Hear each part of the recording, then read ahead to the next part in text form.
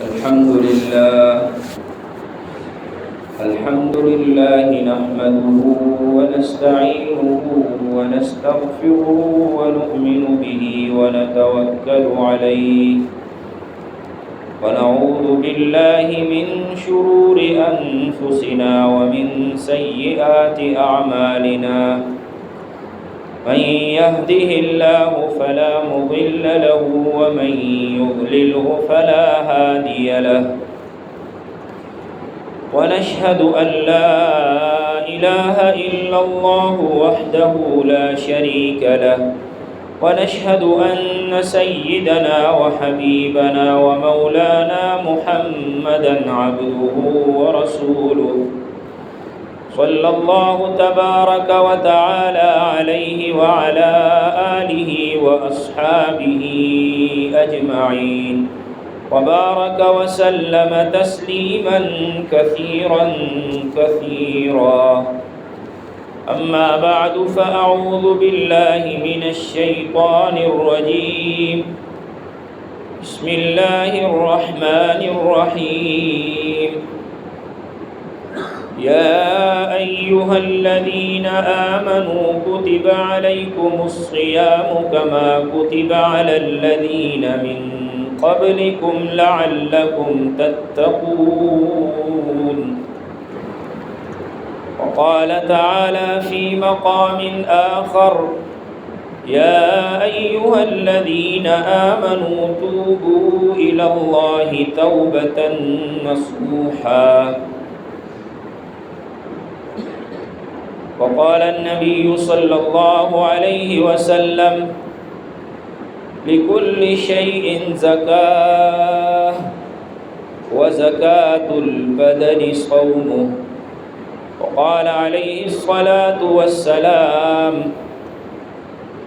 من لم يدع قول الزور والعمل به فليس لله حاجة في جوعه وعطشه أو كما قال عليه الصلاة والسلام آمنت بالله صدق الله مولانا العظيم وصدق رسوله النبي الكريم ونحن على ذلك لمن الشاهدين والشاكرين والحمد لله رب العالمين. بزرگان محترم اور میرے عزیز ساتھیوں، رمضان المبارک کا یہ مہینہ انسان کی زندگی میں انقلاب پیدا کرنے کا ایک بہترین موقع ہے اور ہمارے دلوں کو غفلت اور آخرت کی فکر سے بے توجہی سے ہٹا کر اللہ کی طرف متوجہ ہونے کے لیے یہ مہینہ بہت ہی اہم ہے۔ اس مہینے میں اللہ سبحانہ و تعالی چھوٹے چھوٹے اعمال پر انسان کے گناہوں کو بخش دیتے ہیں اور معاف فرما دیتے ہیں۔ اس لیے ہمارے استاد حضرت مفتی محمد رفیع عثمانی صاحب مددلہ فرمایا کرتے تھے کہ اللہ کی رحمت اس مہینے میں بہانے ڈھونڈتی ہے کہ انسان اگر تھوڑی سی توجہ کرے اور تھوڑا سا عمل کر لے تو اللہ تعالیٰ اس کو معاف فرما دیتے ہیں۔ چنانچہ افطاری کے وقت احادیث میں آیا ہے کہ اللہ سبحانہ و تعالی ہر روزے کے دن افطاری کے وقت بہت سے لوگوں کو جہنم کی آگ سے آزاد فرما دیتے ہیں، اور پھر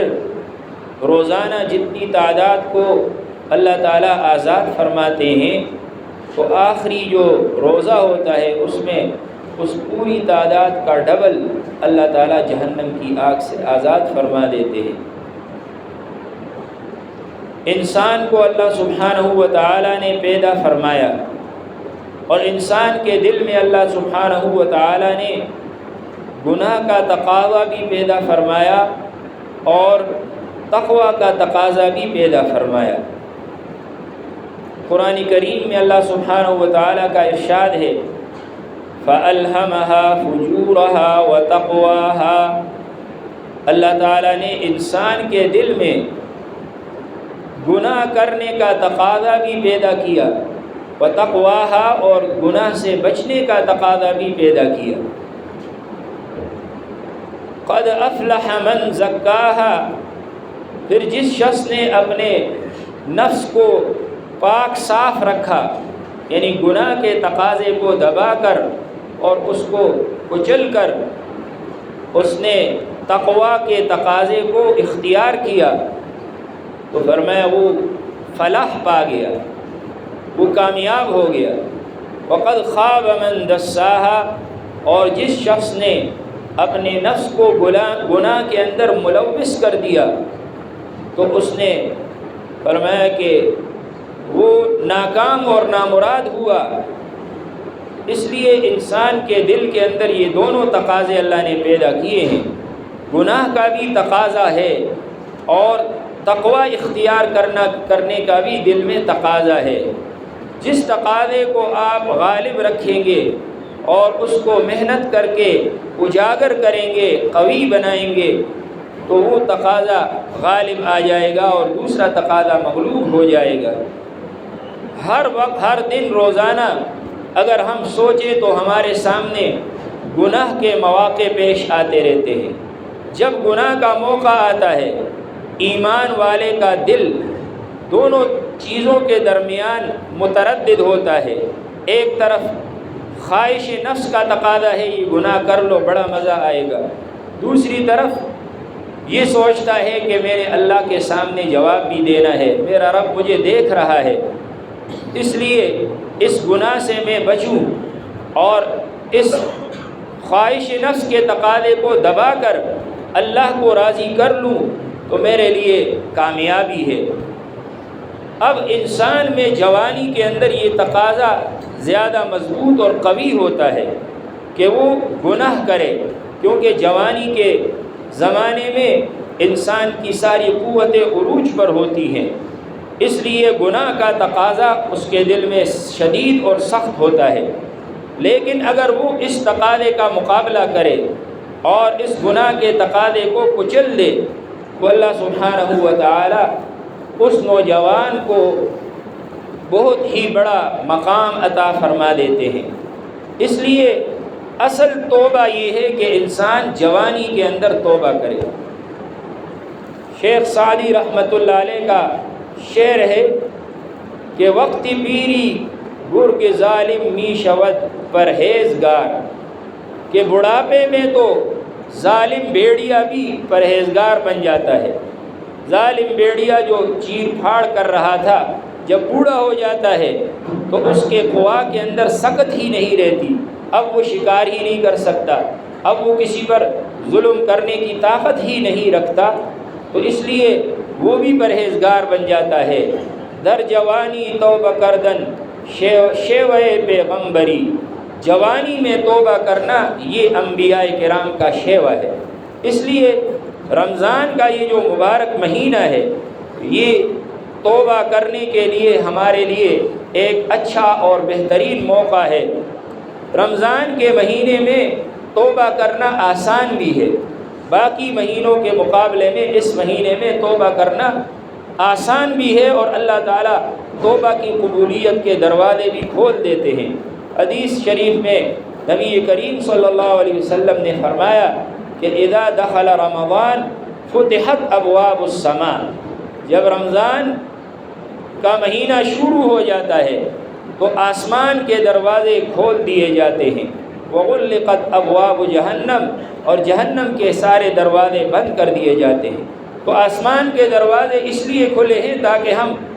نیک اعمال کریں، توبہ کریں، استغفار کریں، تو ہماری یہ توبہ اور استغفار سیدھی اللہ رب العزت کے ہاں قبول ہو جاتی ہے۔ اس لیے یہ مہینہ توبہ کرنے کے لیے بہترین مہینہ ہے۔ اس لیے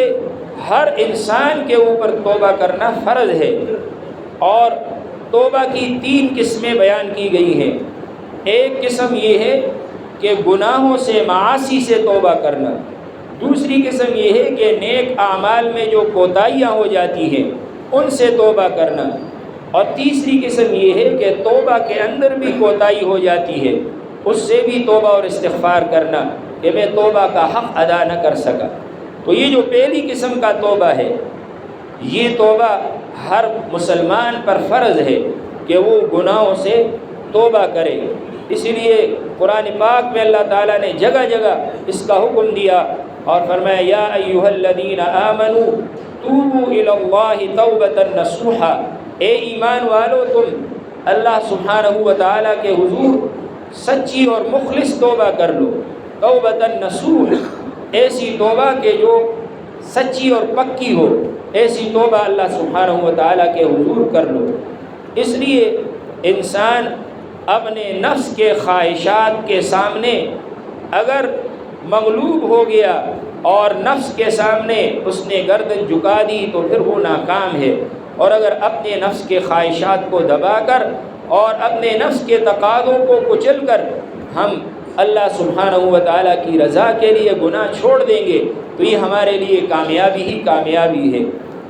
حضرت علامہ رومی رحمۃ اللہ علیہ نے اپنی کتاب مثنوی میں ایک واقعہ لکھا ہے کہ یہ جو ہمارا نفس ہے، یہ جب ہم عبادت کرتے ہیں، روزہ رکھتے ہیں، تراویح کرتے ہیں تو یہ دب جاتا ہے اور یہ مرض آ جاتا ہے، لیکن اس کے اندر پھر بھی سکت ہوتی ہے۔ اس لیے ہمیشہ اس کی نگرانی ضروری ہے۔ اپنے نفس کو ہمیشہ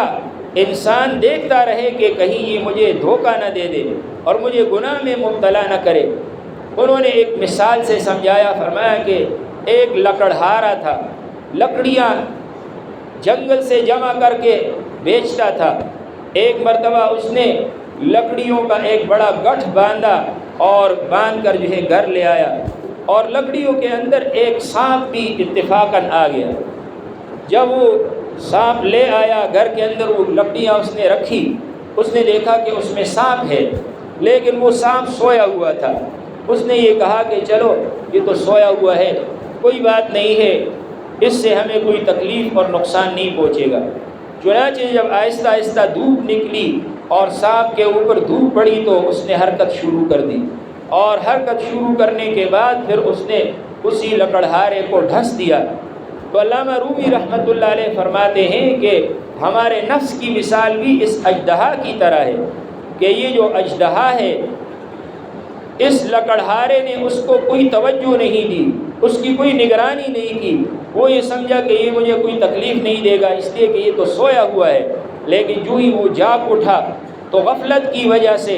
اس کو اس نے ڈھس دیا اور اس کو ہلاک کر دیا۔ تو اسی طرح ہمارا یہ نفس ہے، ہمیشہ اس نفس کی نگرانی ضروری ہے،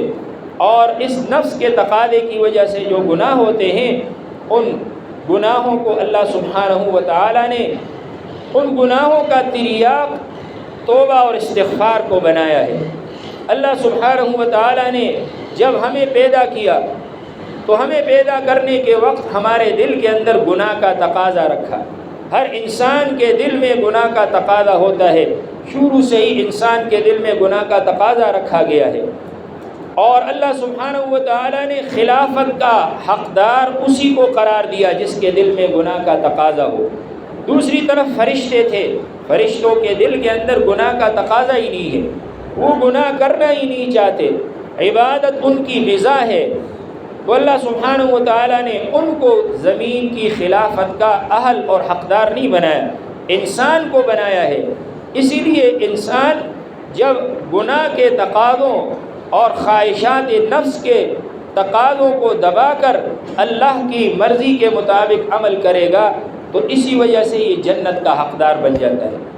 اور جنت کی نعمتوں کی لذت اسی وجہ سے ہمارے لیے اللہ نے بنائی ہے کہ ہم نفس کے تقاضے کو، خواہش نفس کے مطالبے کو ہم دبا دیتے ہیں، اللہ کی مرضی کے مطابق کام کرتے ہیں۔ چنانچہ علماء فرماتے ہیں کہ فرشتے بھی جنت میں جاتے ہیں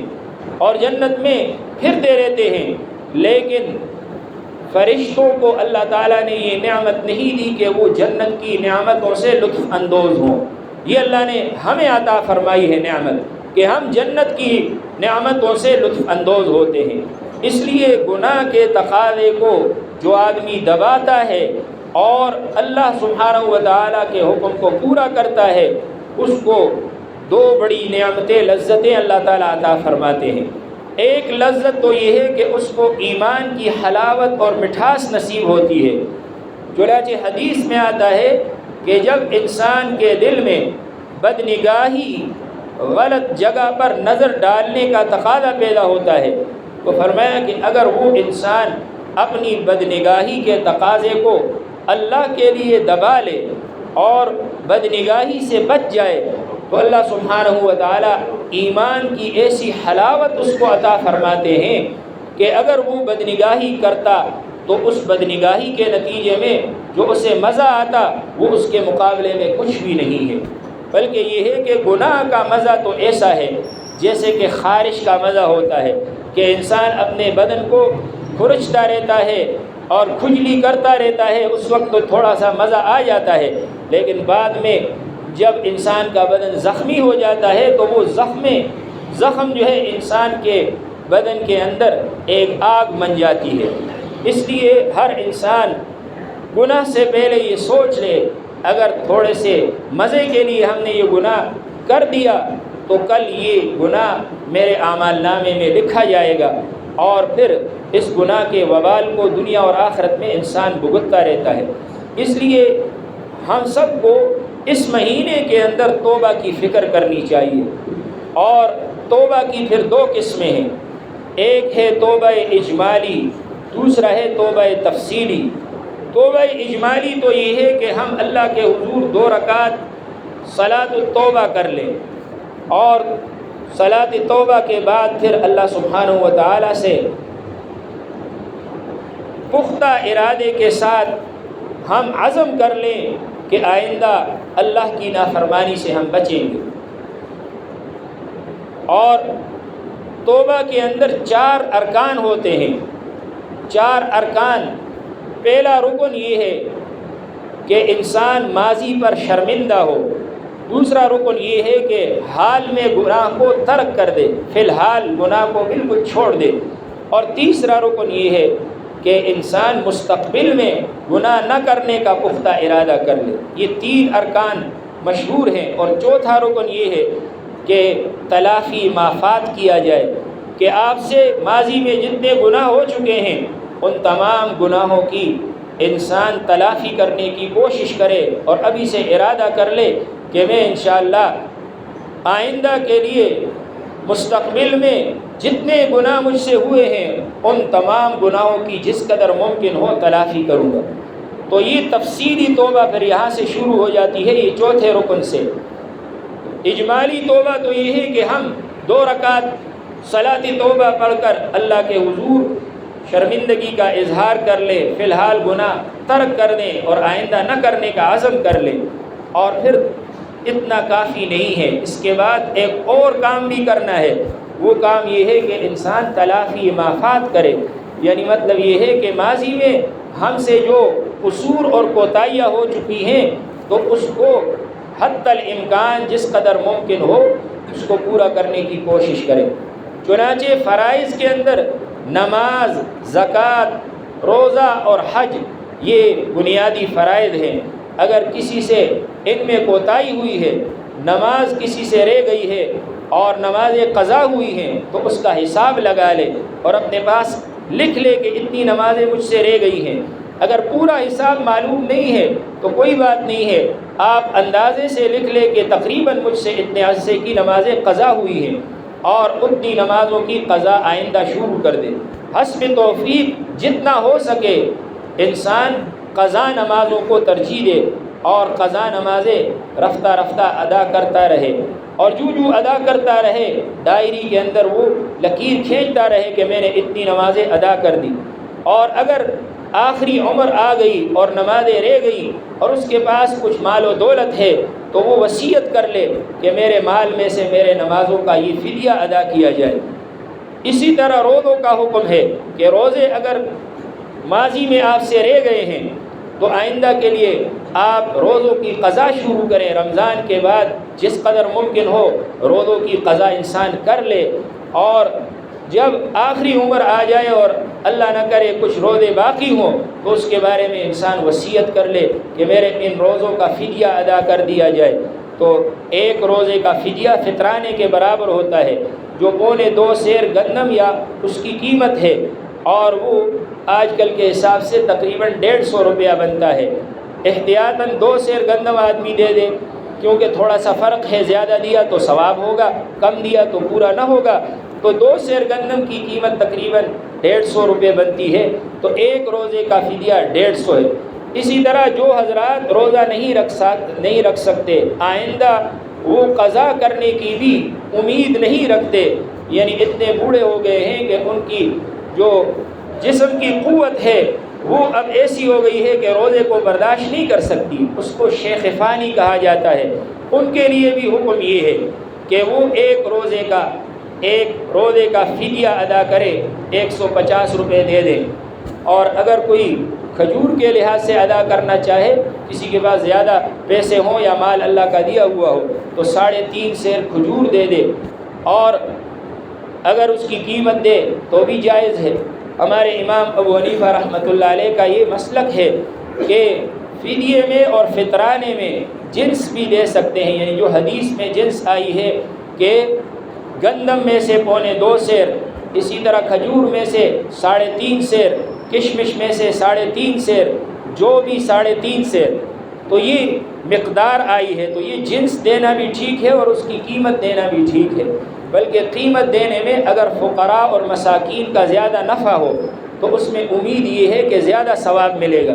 اس لیے کہ اگر وہ جنس آپ دیں گے تو وہ جنس جو ہے وہ گندم آپ دیں گے تو وہ اس کو پیسنا پڑے گا، اس کو چکی میں لے جا کر پیسنا پڑے گا، پھر اس سے روٹی بنائیں گے۔ تو بہتر یہ ہے کہ نقد پیسے دے دیے، نقدی سے وہ اسی وقت اپنی ضروریات کی جو چیز بھی چاہے خرید سکتا ہے، اور گندم اگر آگے بیچے گا ہو سکتا ہے نقصان ہو اس میں، اور اس کی وجہ سے پھر فقراء کا نقصان ہوتا ہے۔ اس لیے حضور صلی اللہ علیہ وسلم نے احادیث میں تو جنس بیان فرمائے ہیں کہ فطرانہ ہے یا فدیہ ہے، وہ نصف سا گندم ہو یا 1 سا کھجور یا کشمش یا جو ہو، لیکن یہ ہے کہ اس کی قیمت بھی اگر ادا کی جائے تو یہ ٹھیک ہے۔ البتہ امام شافعی رحمۃ اللہ علیہ اور امام احمد ابن حنبل رحمۃ اللہ علیہ کا مذہب یہ ہے کہ وہی جنس دینا ضروری ہے۔ اسی لیے حرمین میں آپ دیکھ رہے ہوتے ہیں کہ جب وہ فطرانہ دیتے ہیں تو وہ گندم ہی دے رہے ہوتے ہیں، فقراء مساکین کے پاس بوریاں ہوتی ہے، وہ اس میں گندم بھر بھر کر لے جاتے ہیں۔ تو بہرحال اگر روزہ آپ سے رہ گیا اور ماضی میں آپ نے کبھی بالغ ہونے کے بعد روزے نہیں رکھے تو ان روزوں کی قضا کرنے کی کوشش کریں، اور اگر قضا کرنے سے کوئی عاجز آ گیا، آئندہ کوئی امید نہیں، تو وہ وصیت کر جائے، یا خود زندگی میں فدیہ دے دے اور یا وصیت کر جائے۔ اسی طرح اگر کسی سے حج رہ گیا تو اب حج ادا کرنے کی وصیت کر لے، اور وصیت کے مطابق پھر اس کے میراث کے مال ترکے میں سے 1/3 یعنی تہائی حصے میں سے اگر حج ہو سکے تو حج ادا کروایا جائے گا۔ اسی طرح اگر حقوق العباد میں کسی سے کوتاہی ہوئی ہو، یعنی اس نے کسی کا حق دبایا ہو یا کسی کا حق ادا نہیں کیا، یا کسی کو جسمانی تکلیف پہنچائی ہے یا زبانی تکلیف پہنچائی ہے، تو جس قدر ممکن ہو ایسے لوگوں سے رابطہ کر کے ان سے انسان یوں کہے کہ آپ اگر بدلہ لینا چاہے تو آپ اپنا حق لے لیں، بدلہ لے لیں، یا مالی حق ہے تو وہ لے لیں، اور اگر معاف کرنا چاہے تو معاف کر دیں۔ تو یہ توبہ کے لیے ضروری ہے۔ اللہ سبحانہ و تعالیٰ کے حقوق وہ تو توبہ سے معاف ہو جاتے ہیں، اور امید ہے کہ اللہ تعالیٰ معاف فرما دیں گے، لیکن بندوں کے حقوق کی زیادہ انسان کوشش کرے، اس کا زیادہ اہتمام کرے کہ بندوں کے حقوق ادا کروں، کیونکہ بندے کا حق بندہ معاف نہیں کرے گا قیامت کے دن۔ اور حدیث شریف میں آتا ہے کہ ایک دانق جو درہم کا 6واں حصہ ہوتا ہے، اس کے بدلے میں اگر کسی کے پاس کسی کا حق رہ گیا 1 دانق کے برابر، تو اس کے بدلے میں 70 مقبول نمازیں ادا کی جائیں گی، کیونکہ قیامت کے دن ہمارے پاس پیسے تو نہیں ہوں گے، نہ وہ کرنسی کا وقت ہوگا، نہ وہاں کرنسی چلے گی، نہ ہوگی کرنسی، وہاں کی کرنسی اعمال ہیں۔ اس لیے اگر کسی کے ذمے کسی کا حق باقی رہ گیا، اس نے دنیا میں اس کا حق ادا نہیں کیا، تو ایک دانے کے بدلے میں 70 مقبول نمازیں دینی پڑے گی۔ اس لیے یہ بڑی جو ہے وہ فکر کی بات ہے، اور توبہ کے لیے یہ ضروری ہے کہ انسان تلافی مافات کرے۔ حضور صلی اللہ علیہ وسلم کے بارے میں حدیث میں آتا ہے، اگرچہ اس روایت کی سند پر کچھ کلام بھی ہے لیکن بالکل موضوع حدیث نہیں ہے، کہ حضور صلی اللہ علیہ وسلم نے اپنی زندگی کے آخری جو سال تھا تو ایک مرتبہ آپ صلی اللہ علیہ وسلم صحابہ کرام کے سامنے کھڑے ہوئے، اور آپ صلی اللہ علیہ وسلم نے اعلان فرمایا کہ اگر کسی کو میری طرف سے کوئی تکلیف پہنچی ہو، یا میری طرف سے کسی کو کوئی صدمہ پہنچا ہو، یا کسی کا حق میرے ذمے ہو، تو وہ آج آ جائے اور چاہے تو بدلہ لے لے اور چاہے تو معاف کر دے، کیونکہ کل قیامت کے دن میں اس کا یہ حق ادا نہیں کروں گا۔ آج آ جائے اور آج جو ہے وہ یا تو بدلہ لے لے اور یا معاف کر دے۔ تو حضور صلی اللہ علیہ وسلم نے اپنی حیات طیبہ کے آخر میں یہ عمل کر دکھایا۔ چنانچہ ہمارے جتنے بھی نیک لوگ گزرے ہیں وہ بھی اس کا اہتمام کیا کرتے ہیں۔ حضرت مفتی محمد شفیع صاحب رحمۃ اللہ علیہ، حضرت تھانوی رحمۃ اللہ علیہ، وہ زندگی کے آخر میں انہوں نے اپنے تمام متعلقین رشتہ داروں کو یہ خط لکھا کہ اگر آپ کا کوئی حق ہمارے ذمے ہو، یا یہ ہے کہ ہماری طرف سے کوئی تکلیف پہنچی ہو، تو چاہو تو آؤ اور آج بدلہ لے لو اور چاہو تو معاف کر دو۔ اسی طرح ہمارے استاد حضرت مولانا مفتی محمود اشرف صاحب رحمہ اللہ تعالیٰ، بڑے اللہ تعالیٰ نے ان کو فقاہت اور بزرگی کا اعلیٰ مقام عطا فرمایا تھا، انہوں نے بھی جب عمر 70 سال ہوئی تو یہ خط تمام متعلقین کو لکھ کر بھیجا۔ یہ حضور صلی اللہ علیہ وسلم کی سنت ہے۔ اس لیے تلافی معافات بھی توبہ کا حصہ ہے۔ صرف انسان توبہ توبہ زبان سے کر لے یہ کافی نہیں ہے، بلکہ دل سے پکا ارادہ کرے کہ میں تمام حقوق انشاءاللہ ادا کروں گا، اور اگر پکا ارادہ کر لیا کہ جتنے حقوق میرے ذمے ہیں وہ سب میں ادا کروں گا، اس کے بعد اگر ادا نہ بھی کر سکا تو امید ہے کہ اللہ تعالیٰ اہل حقوق کو اس کی طرف سے راضی فرما دیں گے۔ اور اس کی دلیل حدیث میں موجود ہے۔ حدیث شریف میں آتا ہے کہ بنی اسرائیل کا ایک شخص تھا، اس نے 99 قتل کیے تھے، اور 99 قتل کرنے کے بعد اس کے دل میں فکر پیدا ہوئی کہ میں تو بہت ظلم کر چکا ہوں، اللہ کے حضور توبہ کرنا چاہیے۔ چنانچہ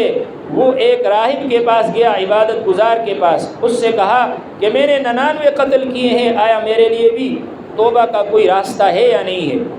تو وہ راہب جو ہے اتنا دین کو سمجھنے والا نہیں تھا، صرف عبادت زیادہ کرتا تھا، لیکن دین کی سمجھ فقاہت تو الگ چیز ہوتی ہے۔ تو انہوں نے کہا کہ اتنے ظلم کر چکے ہو اور اب تم توبہ کرنا چاہتے ہو، جاؤ تیرے لیے کوئی معافی نہیں ہے۔ چنانچہ اس شخص کو غصہ آیا اور اس نے کہا کہ چلو 99 تو کیے ہیں، 100 ہی پورے کر دیں۔ اس نے اس راہب کو بھی قتل کر دی،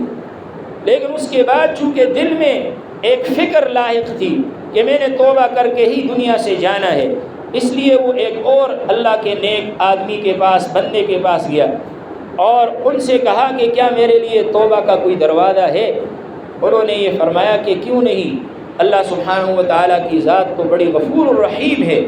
آپ کے لیے بھی توبہ کا دروازہ موجود ہے۔ آپ ابھی سے اللہ کے حضور عزم کر لیں کہ آئندہ میں کسی پر ظلم نہیں کروں گا، اپنے گناہوں پر عاجزی اور گڑ گڑاہٹ کا اظہار کر لیں اور آئندہ کے لیے اپنی زندگی کی اصلاح کر لے، تو اللہ تعالیٰ آپ کو معاف فرما دیں گے۔ اور اس کا طریقہ یہ فرما دیا کہ ابھی توبہ کر لے، اور جس بستی میں آپ رہتے ہیں وہ گناہگاروں کی بستی ہے، اس بستی کو چھوڑ کر فلاں دوسری جگہ بستی ہے جو نیک لوگوں کی بستی ہے، وہاں جائیں آپ اور وہاں اپنی اصلاح کریں۔ چنانچہ اس نے اللہ کے حضور توبہ کی، اور توبہ کرنے کے بعد پھر وہ چل پڑا اس نیک صالح لوگوں کی بستی کی طرف، تاکہ وہاں آئندہ اپنی زندگی گناہوں سے بچ کر نیک اعمال کے ساتھ گزاریں۔ تو جب وہ چل پڑا، راستے میں تھا کہ موت کا وقت اس پر آ گیا،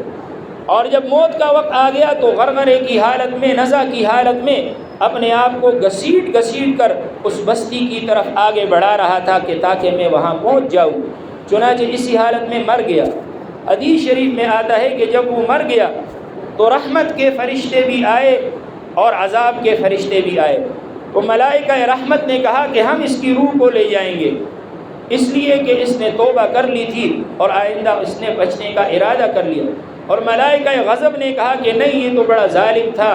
اور اس نے تو 100 قتل کیے، ہم اس کی روح کو لے جائیں گے اور اس کی روح کو ہم سجین کے اندر داخل کریں گے۔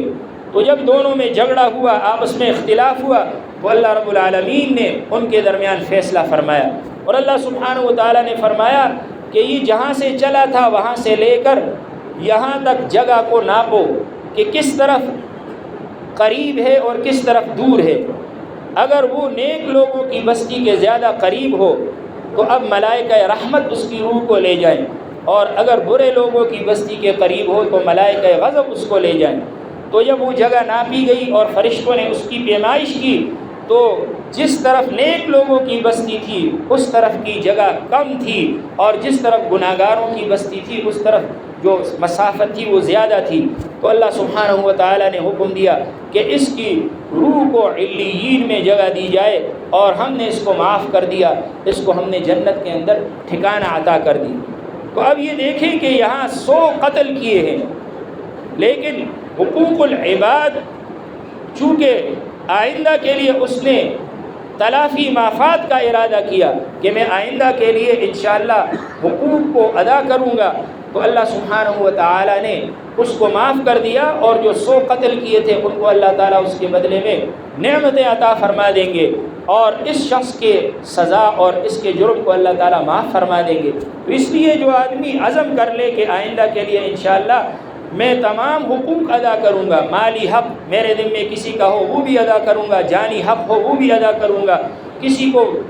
ستایا ہو اس سے معافی مانگوں گا، تو اگر ارادہ کر لے، کوشش کرے، محنت کرے، تو اگر کچھ حقوق رہ بھی جائیں تو اللہ تعالیٰ ان اہل حقوق کو پھر خود راضی فرما دیں گے۔ اس لیے یہ مہینہ توبہ کا مہینہ ہے۔ حضور صلی اللہ علیہ وسلم نے فرمایا اس مہینے میں کثرت سے استغفار کرو اور کثرت سے لا الہ الا اللہ کہو۔ اللہ تعالیٰ ہم سب کو اس مہینے میں سچی توبہ کی توفیق عطا فرمائے۔ وآخر دعوانا